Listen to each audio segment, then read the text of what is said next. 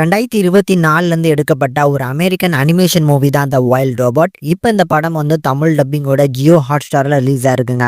So இந்த படம் வந்து ஒரு சூப்பரான அனிமேஷன் மூவி அப்படின்னே சொல்லலாம். இது வரைக்கும் நீங்கள் அனிமேஷன் மூவி ட்ரை பண்ணதே இல்லை அப்படின்னாலும் இந்த அனிமேஷன் மூவியை கண்டிப்பாக மிஸ் பண்ணாமல் ட்ரை பண்ணி பாருங்க. இந்த படம் தேட்டரில் ரிலீஸ் ஆகும் போதே நிறைய பாசிட்டிவான ரெஸ்பான்ஸை நீங்கள் கண்டிப்பாக கேள்விப்பட்டிருப்பீங்க. பட் தமிழில் இல்லை அப்படின்னு சொல்லி நிறைய பேர் அவாய்ட் பண்ணிருக்கலாம். இப்போ தமிழ் டப்பிங்கோட இருக்குது அப்படிங்கிறதுனால ஒரு பெரிய ப்ளஸ் அப்படின்னே சொல்லலாம். சரி, இந்த வைல்ட் ரோபோட்ல அப்படி என்ன இருக்கு, என்ன கதை அப்படின்னு பார்த்தோம்னா, மனிதர்களுக்கு உதவி செய்யற விதமா வடிவமைக்கப்பட்ட ராசம் அப்படின்னு சொல்லப்படுற ஒரு வகையான ரோபோட். இந்த ரோபோட்டை வந்து கடல்ல ஷிப்மெண்ட்ல போயிட்டு இருக்கும் போது நடந்த புயல்ல வந்து எல்லா ரோபோட்டும் வந்து டேமேஜ் ஆகுது. இதுல ஒரே ஒரு ரோபோட் மட்டும் தப்பிச்சு ஒரு கரை ஒதுங்குதுங்க.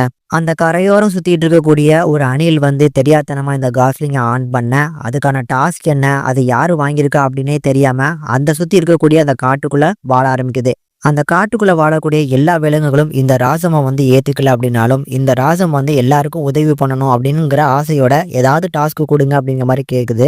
பட் ஒரு கட்டத்துல தான் வந்து காஸ்லிங்கோட ஒரு முட்டை கிடைக்க, அந்த காஸ்லிங்கோட முட்டையில இருந்து ஒரு குஞ்சு வெளியே வருது.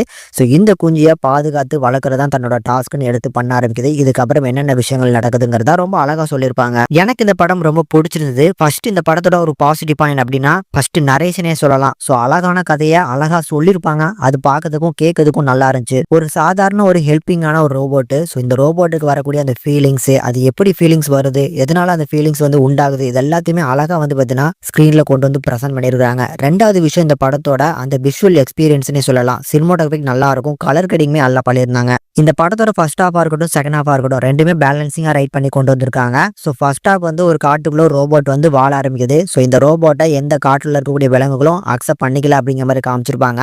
கடைசி வந்து பார்த்தீங்கன்னா இந்த எல்லா விலங்குகளும் அந்த வைல்ட் ரோபோட்டை புரிஞ்சுக்கிற மாதிரி அழகா டிசைன் பண்ணி கிளைமேக்ஸை போட்டு முடிச்சிருந்தாங்க. இந்த மிடில் போர்ஷன்ல வந்து இந்த காஸ்லிங்கை வந்து அந்த வேர்ல்ட் ரோபோட் வந்து ட்ரெயின் பண்ணும். ஸோ அதுக்கான அது எப்படியாவது பறக்க வைக்கணும் அப்படிங்கிறதுக்கான அந்த ட்ரைனிங் போர்ஷன்லாம் ரொம்ப சூப்பராக இருந்துச்சு. தமிழ் டப்பிங்கை பொறுத்த அளவுக்கும் நல்லா பண்ணிருக்கனால ஒரு மஸ்ட் வாட்சபிள் மூவி. உங்க வீட்டில் கிட்ஸோட இருந்தாங்க அப்படின்னா கண்டிப்பாக இந்த படத்தை ட்ரை பண்ணி பாருங்க. அவங்க என்ஜாய் பண்ணி இந்த படத்தை பார்ப்பாங்க.